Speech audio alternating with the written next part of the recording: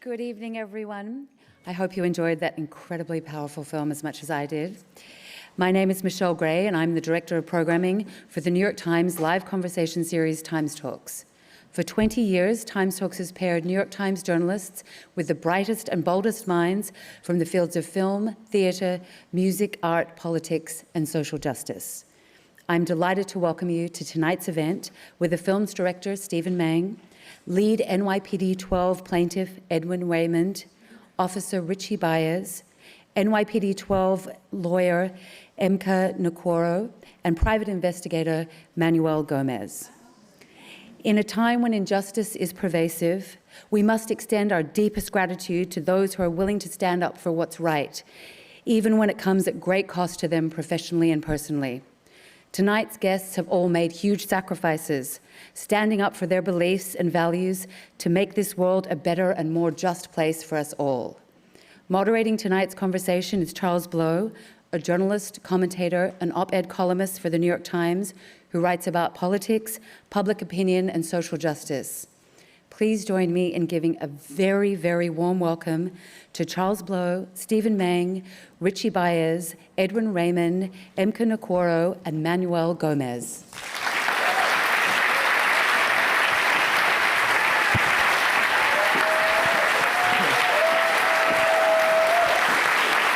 you.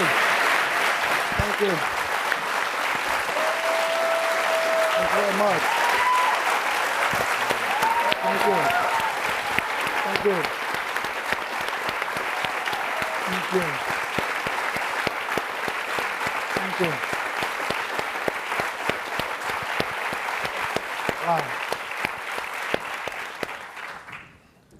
Well, that was nice. Wow. You guys are still perky after 2 hours. Listen, I was worried. All right, so this is the format. They gave us like 45 minutes. For some reason, we don't have Q&A tonight. And we're just gonna have a conversation with the cast. Now you know, well, the cast, subjects of the documentary. Now you know them from what you've seen there. But I want to just jump in and just have each of you catch us up with how your lives have changed since filming stopped, which maybe a year ago? That's right. Right. And if you could just catch us up with where we are with the quota system and where the city is relative to that. Sure. Well, I first want to thank you, Charles, and the New York Times, and our distributor, Hulu, and IFC Films. This is an unbelievable moment to bring the film here. And I just want to also acknowledge a couple of amazing people that this film would not have happened without. The support of executive producer Laura Poitras, somewhere out here, has been a staunch supporter for us for years. And then my long-term collaborating partner, Ross Tuttle, I think is somewhere out here as well. And then Detective Derek Waller is also in attendance. So, you know, the quota is banned by 2010 state law, and there is still evidence of obviously ongoing quota-driven practices, and it was an incredible experience watching these individuals uncover this over the years. I came to this film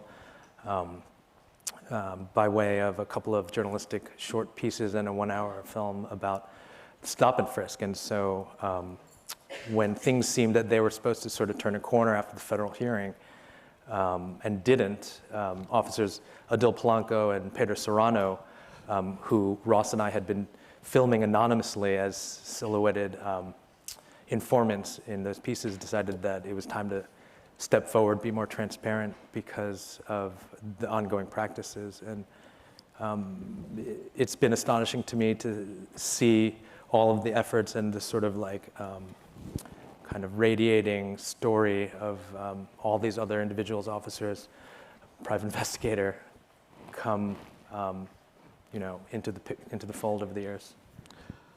To answer your question regarding the quotas, it's still there. They just changed the name.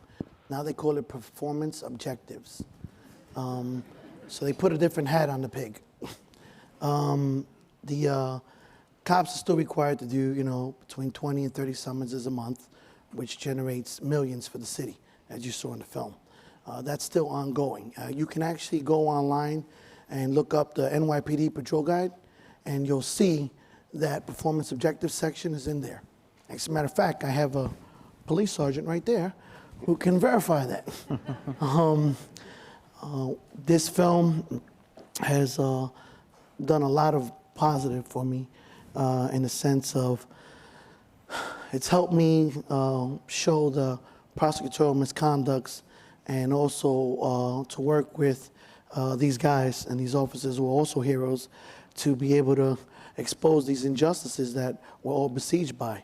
I mean, many of us don't know that, well, many of us know that the police department is the largest police force in the world, N.Y.P.D. And 38 states emulate and copy our procedures. So this is why you see the same systemic problem in all these other states. And this film addresses that, but not only does it address that, it also shows that there is a potential solution. And I'll get to that later on when my brothers all speak. But again, it's affected me because now they put my picture up in every precinct. So the last guy they did that to Does it say wanted? No.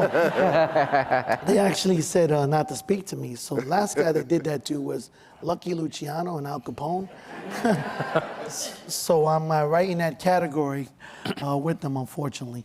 But it's been a real positive experience because now this is open doors. And now the NAACP has gotten involved with me and reached out to me. And I've had a platform to speak in other states to put an end to this systemic problem that we are all besieged by. Well, thank you, Charles, for that question. With respect to how the movie has changed my life, not much, really. I still do the same things I do. Quotas do exist. They're still there. There's a difference in the way that the NYPD brass approaches quotas. They've just changed it, they've tweaked it slightly, but it still affects the cops. It doesn't have an effect on me per se, and it might not have an effect on you, but it definitely has an effect on the police officers that are still in the force, and it will trickle down to you eventually.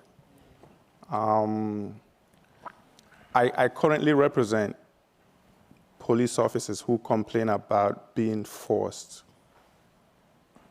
to enforce the quota today as we speak, despite the cosmetic changes that you see on television. Thank you, Charles, sorry. Before I start speaking. I thought you'd give me a charge. No.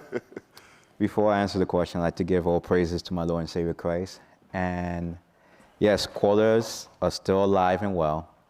What they're doing right now, they're influencing the newer cops, the newly hired cops that's on probation for 2 years. That's right. And basically, when they're on probation, they can get dismissed or fired for any reason, and they will have no union backing. So they do that to newly hired cops and also newly promoted supervisors like sergeants, lieutenants. Once they get promoted, they have a 1-year probation. And if they don't meet the numbers, they could get demoted back to, if they're a sergeant, they're demoted back to the cop. If they're a lieutenant, they're demoted back to a sergeant. So that's how they keep the quota system alive, by putting that pressure on these supervisors and cops. All right, thank you, Charles, and thank you for everyone who decided to spend the evening here. You could have been doing anything else. So as the lead plaintiff, I've been doing a lot of public speaking about this issue for the last 2 years. So I've already been in the spotlight, and that comes, it's a heavy burden to be in the spotlight for this very controversial topic that's kind of swept our nation in the last few years, you know, since Trayvon Martin. So in terms of change, I'm kind of used to the spotlight at this point. So that hasn't changed much, although I know in 2 days when the film is national, the burden is only going to get heavier. In terms of quotas, over 1,000 officers have contacted me in 2 years and shared with me anecdotes things that are happening in their respective commands, all throughout the city and even other parts of the nation. So unfortunately, as my attorney said, there is the facade that has changed. There's a cosmetic switch, but it's under the surface, it's still the same. So there were 12 of you in this suit. You have 1,000 people have contacted you. You say you have active clients. But as you say, the New York City Police Department is the biggest police department in the world for a city. Yes. So that means that there are 100? How many? 36,000. 36,000? Yes. Officers and shit? It's considered a small army. Small army. It is the largest in the world. So how does the department internally reconcile the fact that crime has gone down as the amount of money we get from summonses has gone up because there are more of them, and and as the crime went down, our stop and frisks skyrocketed? Do they look at that and say, this is why?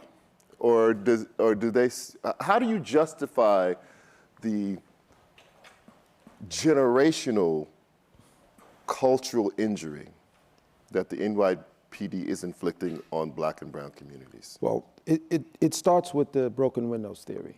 So when Bratton, on his first term under Mayor Giuliani, when he became the commissioner, people really bought this as something that was effective, something that was essential. And because crime did go down during its application, but if you pay attention, crime actually had already started plummeting under Mayor Dinkins. Exactly. It only continued in the trajectory that it was already in. But that coinciding with broken windows, they get to brag about that. They get to say that, you see, that's the broken windows working. So this is why the idea of over-enforcing innocuous infractions as a way of stopping bigger issues, this is why people kind of bought it, because, look at Times Square. The city does change. It goes from the Times Square that, most of us remember to a Disney Times Square. So, for the most part, that's what justifies it. That's what's used to try to justify it. As you said, look at the results ever since we've applied this policy. But in reality, because today, in the last 2 years, actually, stop and frisk numbers are extremely low compared to the climax, which was 2011, 686,000 stopped. Last year was less than 10,000. And yet the department takes credit for that. And they're in no moral position to take credit for that. Because when the judge had ruled, they fought it. Mayor Bloomberg appealed it. The first deputy commissioner and Ray Kelly both wrote op-eds blasting the judge, saying that she's going to be responsible for returning New York to the bad old days. But yet today, Mayor de Blasio's administration takes credit for the lower stop and frisk numbers. I want to say that, like I said, the summons situation, it never stopped. It's been this way. It's been this way since the time of Serpico. He talked about that. And this is the problem. It's never changed. It just went underground. And now the problem is so big that it's destroying so many lives of the fabric of our youth. Because the problem is a lot of these kids are getting stopped for bogus reasons, and then they're pleading guilty when they're innocent. And this is what I get. And I get hundreds of calls, all right? And this is, in the past 2 years, I must have received at least 600-700 phone calls regarding that. There's a point where I can't even take on all these cases. And there's so many children. This is why, I was inspired to draft a legislative proposal, a template, to create a new agency called the Department of Civil Justice. And then I went with Steve to meet Frank Serpico. And I said, hey, Frank, look at this. And he looked at it and he says, hey, kid, I went everywhere and they still didn't change anything. Listen to that. And they didn't change nothing. This man spoke on every newspaper in the world. The movie made hundreds of millions, and what change did we get from it? We don't have a police department with oversight. You can't check yourself, correct yourself, and monitor yourself. Listen, we got a president of the United States. I knew it Not to was be going to come up eventually. I didn't mean to go there. All right, but I'm just saying that Don't open that kind of war. All right, I'm not. But I just want to use it as an example. No offense to anyone, and that is that if we can have oversight over the president's actions, and the federal Supreme Court can say, hey, you know what, you can't do that, and correct him. Why don't we have that here? And this is why I wrote that proposal. So now it's being addressed, and because of this film, this is how it's changed my life. The NAACP reached out to me, and now I'm going to be speaking September 18th with them to nationally support this. And they're actually here in the audience, some of them now. And we need to have a change. And it's too long where you got guys like Edwin, this gentleman right here, my brother Derek in the audience. And what are they doing? They got nowhere to go. Where does he go to report that corruption? You can't have a department check itself, monitor itself, correct itself, and punish itself. If we have a system of checks and balances for the president, why don't we have it for the prosecutors, the corrections department, and the fire department, and the police department? I wanted to add something, one of the really surprising things to me about this whole process was that over the years, the department has actually more openly acknowledged some of the issues at hand, and yet has kind of tried to embrace this idea that they're addressing them with reform measures. And so there's this real kind of like illusion or dichotomy between the perceived reality and then the truth on the ground. And this was a class action lawsuit by a group of officers of historic proportions. This is the largest class action lawsuit charging the N.Y.P.D. of violating state law and the 14th Amendment, and by a group of officers that active duty. You've never seen this in the city or nationally, and yet this is a story that nobody heard about. Many people in New York weren't even aware of that, and that's because there's a tremendously powerful public information entity to the NYPD. You see that with powerful corporations. You see that with this public institution, where you're going to be exposed to way more pictures of like cops who are obsessed with playing basketball with young black children, smiling always, and then ever get to see claims like these officers who are not anti-police. They're not lazy. These are, Edwin, Richie, everyone, Derek, these are the cops that the department should celebrate because they joined the force with the belief of the noble pursuit of what policing could actually be. They grew up seeing firsthand, their communities decimated by crime, and they wanted to go out and help fight that, and yet we're being asked to do otherwise on the job. And so I think it's, it harkens to that like James Baldwin line where,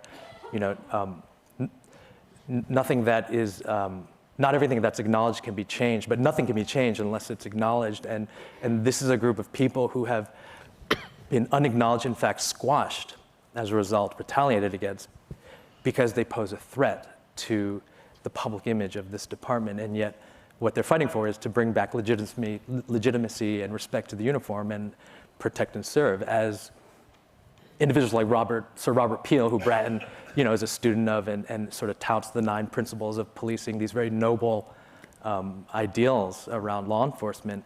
And yet that, it's sad to say, is a little bit of an illusion or smoke and mirrors.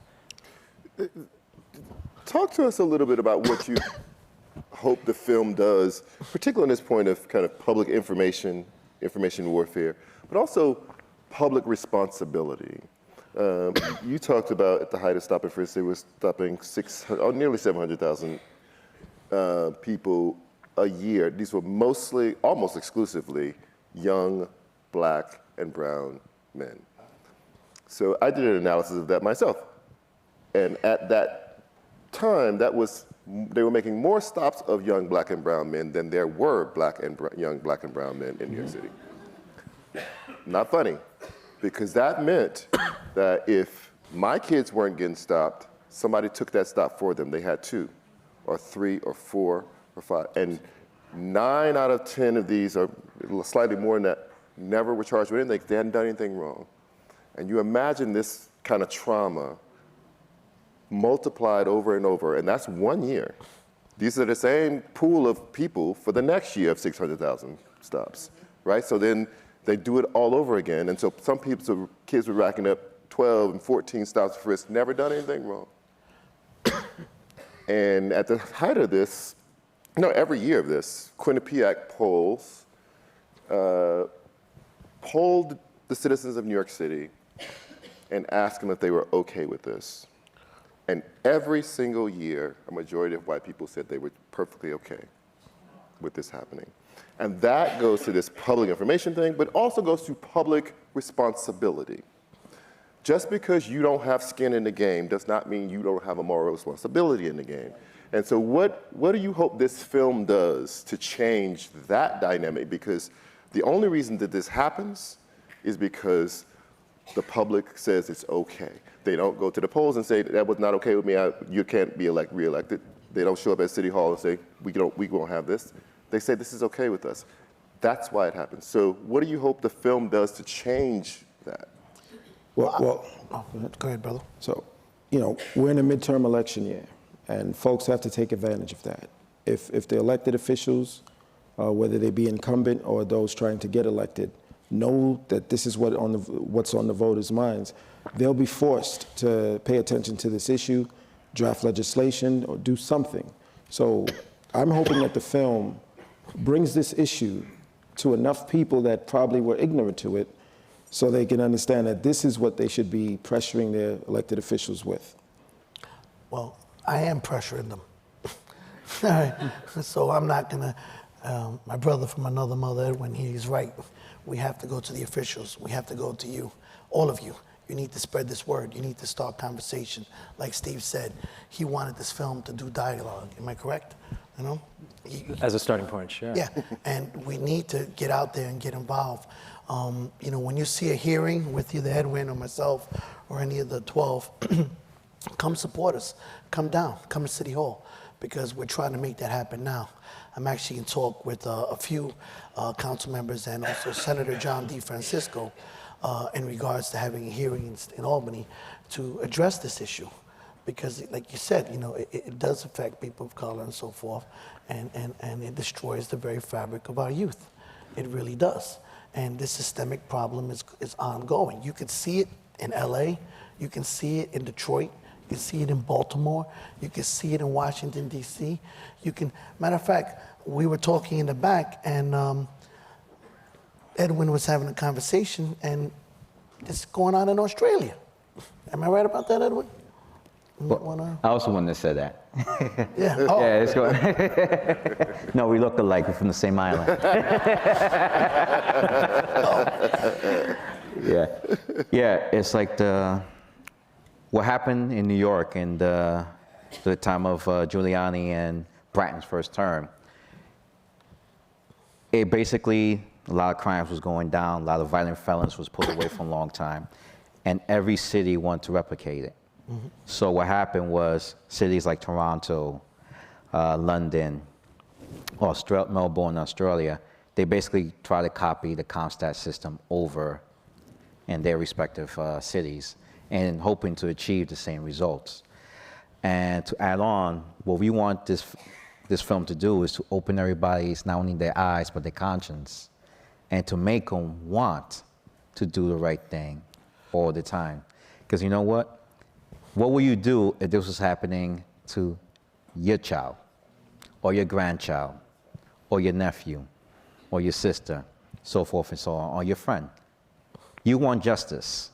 You want people to be treated the same way wherever they go, regardless of their color, race, religion, creed, so forth and so on. You want everybody to be treated equally, just like the way it says in the Constitution, that all men are created equal. And on this film, you saw the part about Pedro Hernandez. You only see that one case, but just to give you a little background, he was arrested 8 times, and I proved him innocent 8 times.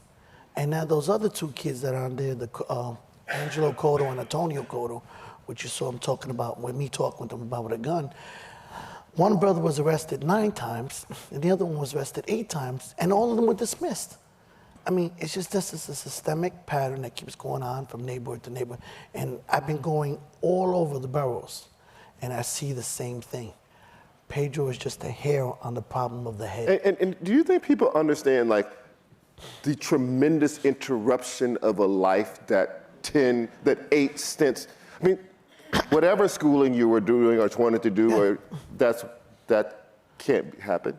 Whatever job you had, wanted to get, were pursuing, that can't happen. And I feel like, I don't know, I just feel like people don't fully register that this is happening right around you while we kind of, sip our $8 lattes and our $80 yoga pants, and we don't register that this is happening in your name, in your city, to people who have lives just like you and your kids. But we don't have enough outrage about that happening. What is Pedro's life? Like, how does he start all over again? You have to start over. Like, you go to jail, Yeah, I mean, his life was, he in the beginning, he wanted to kill himself, like Khalif Browder. And I actually went to the jail at least 5 times a month. I would spend 3 to 4 hours with him and talk to him. And then I came up with a plan. I says, you know what? You better volunteer for the school programs in here. You better do all the studying, tell him you need tutoring, whatever. And I would get him 12 hours out of the day out of the cell into a learning environment. Now, he did something that I never planned ever happening. He went and got a 4-year college scholarship in jail. Nice. And that's, one of the things that I marvel about is that, these guys follow in a long history of other whistleblowers who have tried to actually do the exact same thing. Adrian Schoolcraft thrown in a psych ward for 3 days, Craig Matthews. And part of the problem is that there's we live in an era now, of course, of like the malleability of truth. And at the same time, there's also this other problem that falls on all of us, as citizens, that there's not any kind of sustained conversation about what we know exists in plain sight, right? That the criminal justice system is actually a criminal injustice system. And part of what's happening is that I think, to answer your question, that, it's not only this idea of like dehumanizing people like Pedro and also officers like the N.Y.P.D. 12, but it's also that we don't ever see them as like human individuals' stories where you are a brother or somebody's mother or a son or a daughter. And I think that that's a really important thing to bring back to the conversation. In addition to the fact that these guys, they speak with the most authority that one could have on police reform, and yet up to this moment, it's only been sort of the anti-cop versus pro-law enforcement sort of binary that people think that's the battle that's being waged. These are individuals that they care deeply about reform, and they know exactly how to reform, not just this system, but the national one. And as you see in the film, it's a tough, gap to close, because not even community members who know they're whistleblowers have an easy time embracing them. And that's because there's been this radical dehumanization. And I think, one of the things I hope for the film to do is to just demonstrate that, we understand and can unpack trauma and also adversity when we put it into narratives. And, we don't want those narratives to be too tidy, but, people need stories in order to understand human struggle. And I think this is a story that, they bravely have shared for the first time, that, law enforcement who know how to fix the system should be invited to help do that. One of the most important things I want to see this film, 2 things I want to see come from it. One is that it resonates with every single cop across the United States, and it lets them know it's okay to speak up. It's okay to speak out against corruption. It's not just Serpico in the 70s. We can do it too. And you're supposed to do that. We swear the oath. I swore that oath.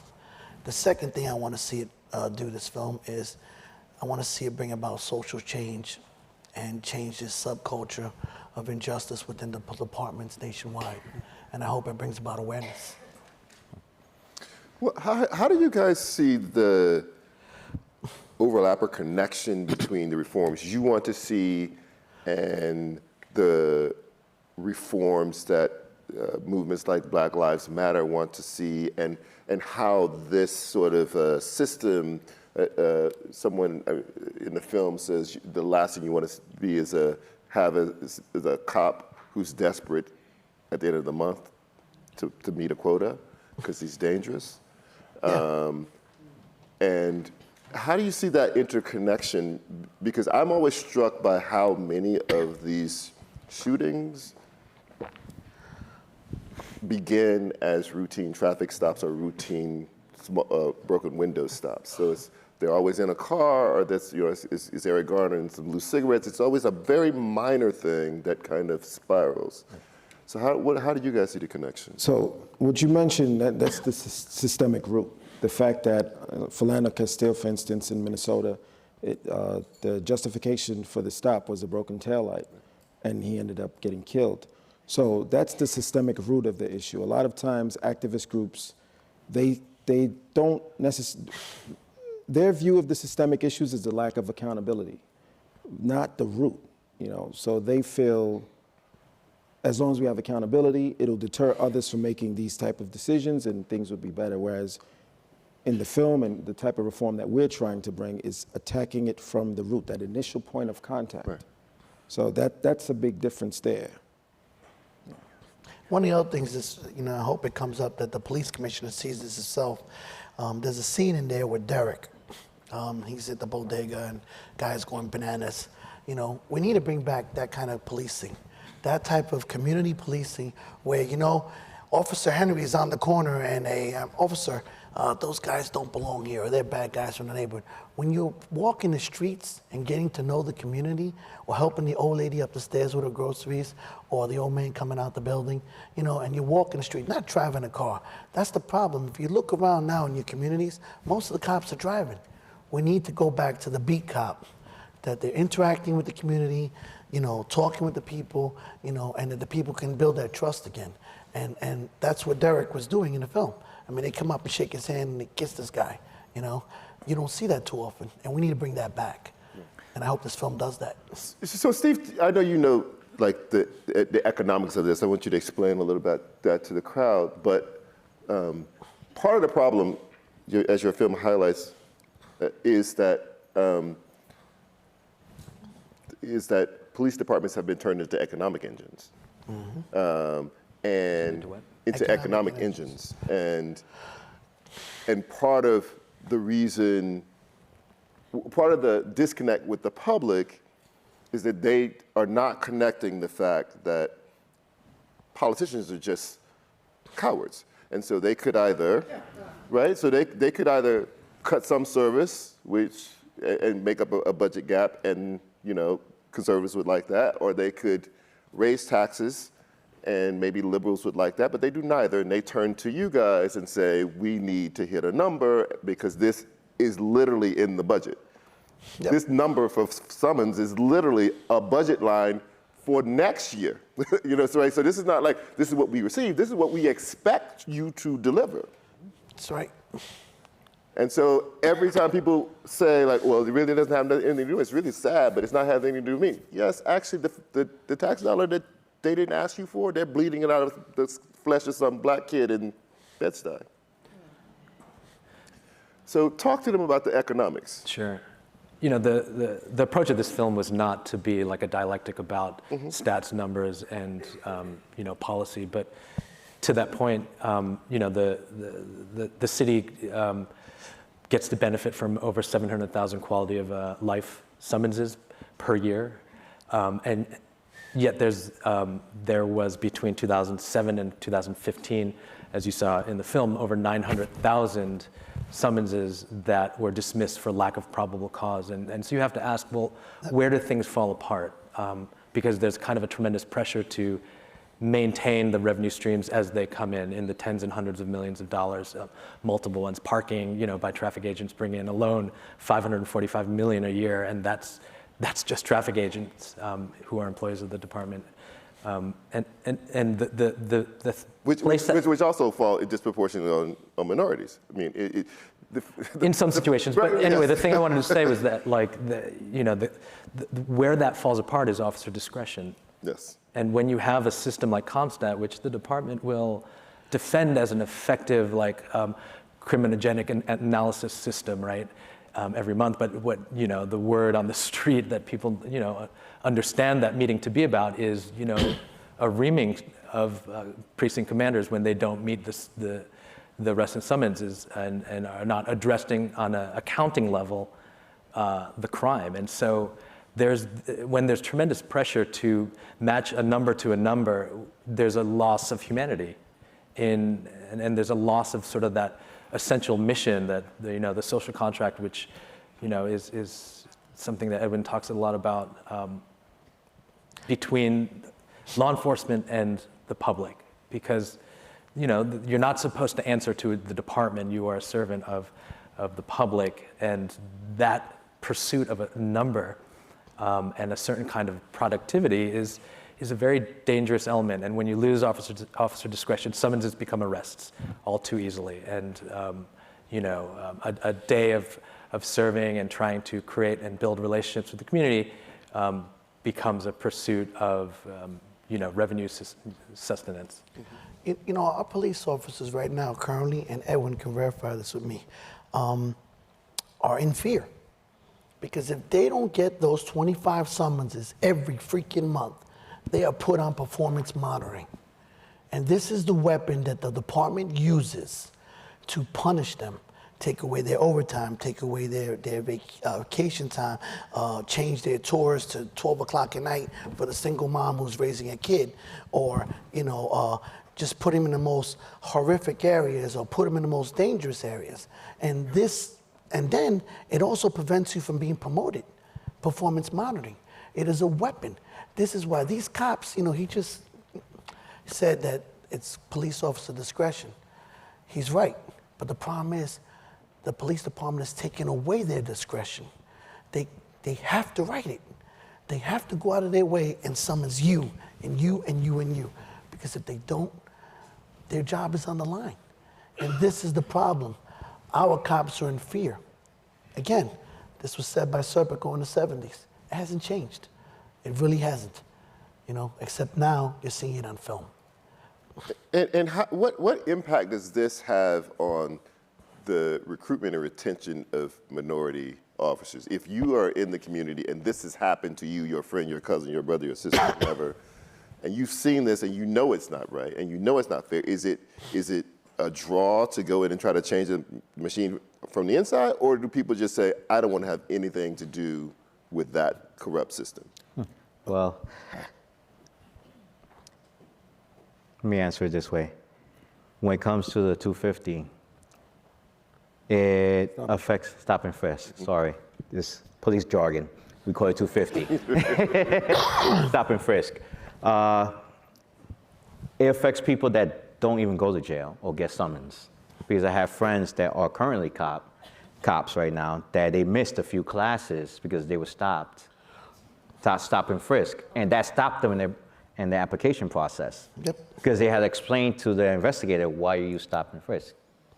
So it affects them in that way. Wait, so it's recorded even if you're not issued a summons? Yeah. That was the issue. Yeah. It was the Civil issue. Liberties fought it. They weren't. I didn't even know that. Yeah, just finish your answer. Yeah. So, like you said, they was recorded, they fought it. They used to keep a database of it. Now they keep it for a little, allegedly for a little bit, and then it's supposed to be destroyed. And So they kept a database of nearly 700,000 more. Every year, they kept a database of it. innocent. Yes, Yes. that's correct. Wow. And most cops do come with the intention of doing the right thing to help the community. But what happens in the academy was they teach you, they brainwash you. They tell you, listen, when you go on patrol, don't listen to the cops that's already there. Don't listen to the senior cops. Listen to your supervisors. Because the senior cops there are do-nothings. They're lazy. You are better trained, better educated, and better motivated than this guy. So they create that divide between the new cops and the old cops. And they keep on doing it with each new class of cops that come in. I don't know if I lost you guys or answered your question. Okay. So I'm just kind of blown away right now. yeah, so Charles, so it's funny because I have 10 years now, and I knew I wanted to become a police officer when I was about 19, 20 years old. And people in my neighborhood, I'm from Flatbush, Brooklyn, they thought I was crazy. They said, why would you want to join them? Look what they do to us. Mm-hmm. And when I still went with the decision and I became a police officer, there are people in my old neighborhood who didn't speak to me until the New York Times article came out. Wow. That's when they learned that, okay, you remain true to who you are. Because once you put on that uniform, the assumption is, knowing what you know, understanding these experiences firsthand, you still choose to join them. So this treatment deters many people from ever thinking that being a police officer is a career choice that's realistic for them. So it's unfortunate. We lose a lot of great people. Common school that many people in law enforcement go to is John Jay. And a good amount of people from John Jay do go on to be police officers, but there are many that, once they see what the job is about, they want nothing to do with it.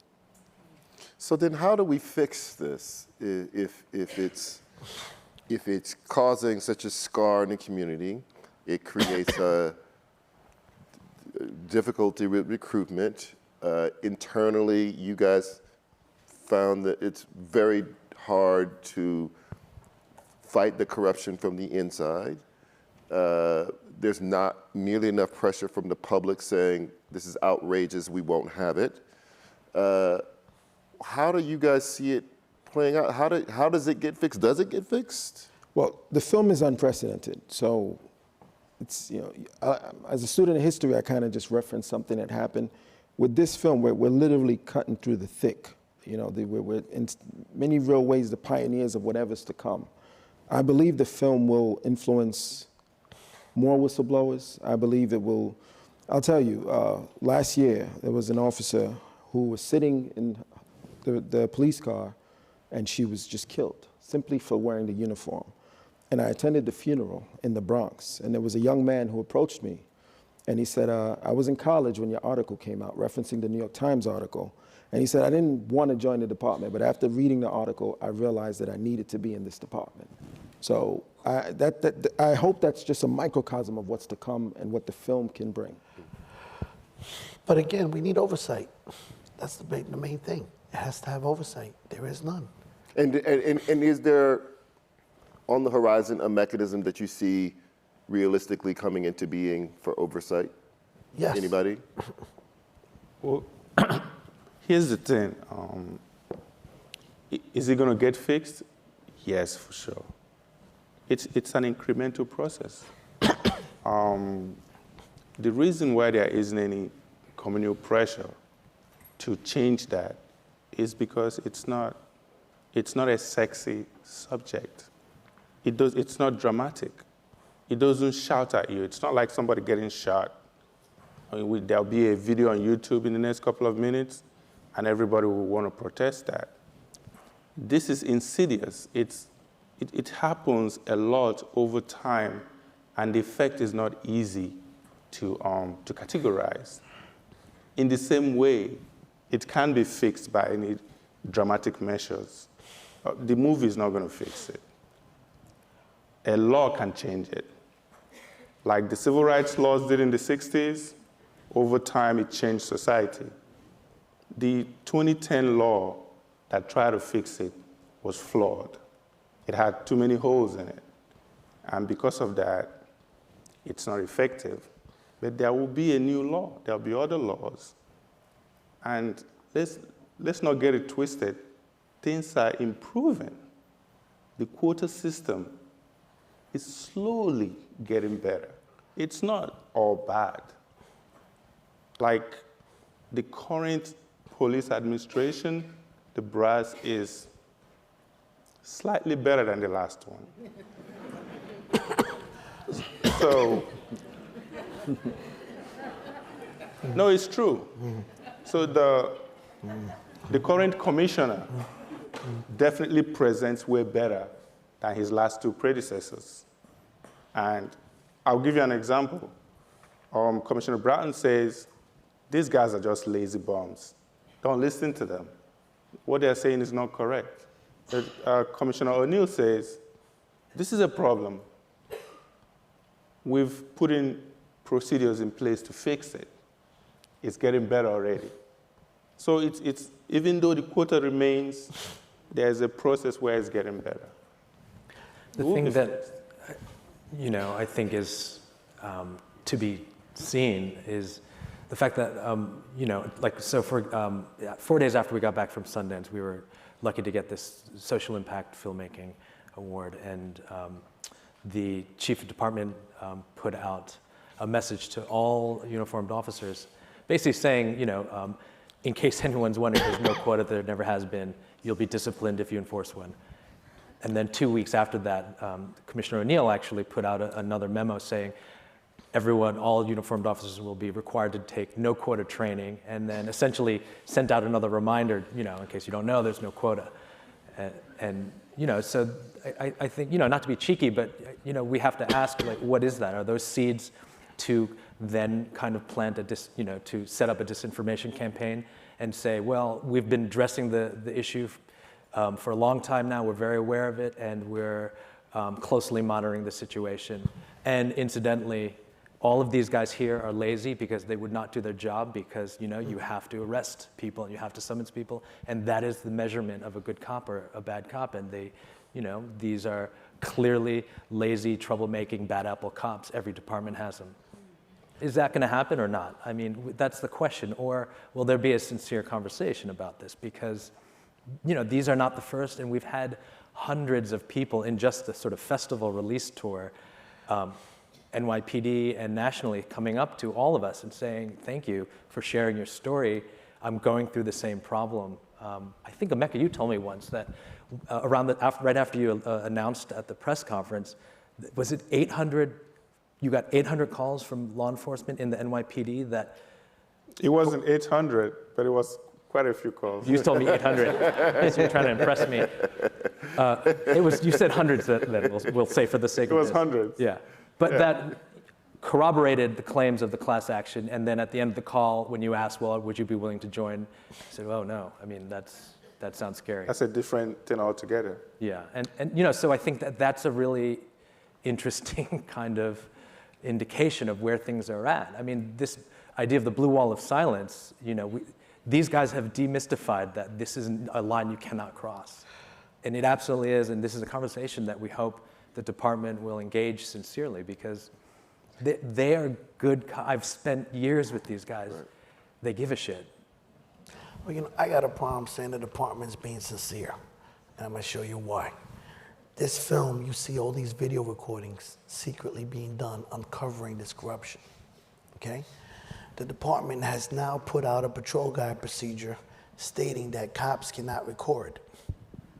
So they can't make an audio recording of anybody in the department. Like, let's say he's doing something illegal and I recorded it, you can't do that. You'll be disciplined. Now, New York state law states, under Criminal Procedure Law 700.01, under eavesdropping, it states that this is a one-party state. You're allowed to record. So they wrote a procedure that violates New York state law so that corruption cannot be exposed. And if you don't believe me, ask Edwin. Am I right, Edwin? Just to add, I question the sincerity of these cosmetic efforts. Yep. Because as an active member, I can tell you, Charles, and everyone here, everything that the quota system that they say never existed, incentivized, continues to be incentivized. So you can't say we have abandoned this system that we never admitted that we had in the first place, and yet everything, that officer that still polices as if there is a quota is the one that will be detective, is the one that's going to get into that coveted unit. So that's why I question the sincerity of these efforts. It's shocking to hear the commissioner, state that we don't engage in quota policing. It's shocking, especially coming up from the Kelly and Bloomberg era. It's shocking to hear and see, but I question the sincerity of it. Also, I'd like to add, what the police, about the fear that Steve was talking about, that cops are very scared because from the academy they teach you that the police department is a big boogeyman, that they're going to get you, they can do whatever they want to you, so don't fight, just go with the program. Wait. How do they teach that? How does that come up in the academy? Is that just word of mouth? Is that an instructor? From the instructor, from the gym instructor to the class instructor to your training sergeant to your training officer, they all say the same thing. Watch out, this job, it will get you. Just stay under the radar, follow the game, play the game. That's the slang that we have, which means to follow the system, play along, and you'll be okay. If you go against that grain, and your life will be over. They can fire you for anything because they don't follow the rules.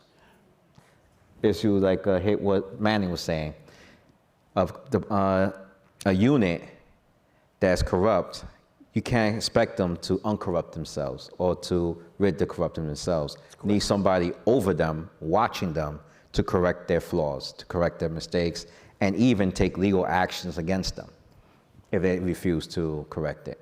And we don't have that mechanism now.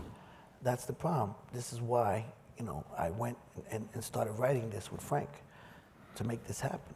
We have to come up with another way of generating $900 million a year, not on the backs of all these people. That's the problem. We need to change that.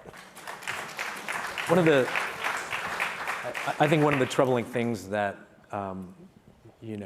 has to be considered is that when there's bad policy, the ones who are on the receiving end of that are the rank and file officers who are on the front lines. And so, what these amazing individuals are trying to draw attention to is the fact that, the policy, if improved and if sincerely discussed, right, we're talking about the quota policy and also, in a larger sense, this lack of accountability, where there's no channel, there's no legally sustainable channel for officers to speak about corruption or violation of law. This creates a situation that is harmful not for just the public, but for rank and file officers. And so, there's nothing anti-police about this. There's nothing anti-law enforcement. This is about improving law enforcement at a moment when the nation could not be more divided on this issue of race and policing. That's right. So I think we have run out of time. I want to thank you guys. I don't know if you have increased my hopefulness or crushed it to the ground. But I would like to thank you for coming and thank you for making this film. Thank you. Thank you. Thank you.